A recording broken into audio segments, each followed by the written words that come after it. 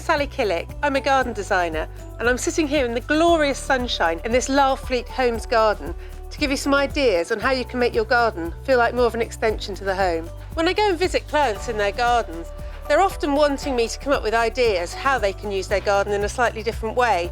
Traditionally, we used to just sit and eat lunch outside, but now they want their garden to work throughout the day.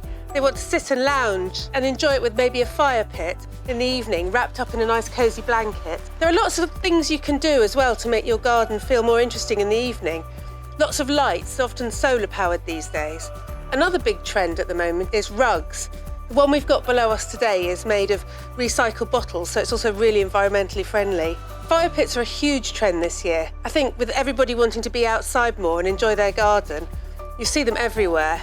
Your Instagram feed will be full of beautiful ideas of what you can do to make your garden feel like more part of your house. We've been looking at lots of ways you can plant up pots in the garden, and we've also been looking at plants that you can use to add structure to your garden and add year-round interest. A garden doesn't have to be just used in the summer, and it doesn't just have to be beautiful in the summer.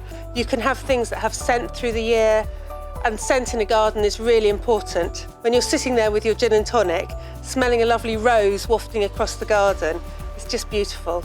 I hope this has given you lots of ideas on how you can enjoy your garden with family and friends this summer, and please do share some of your ideas and pictures with us.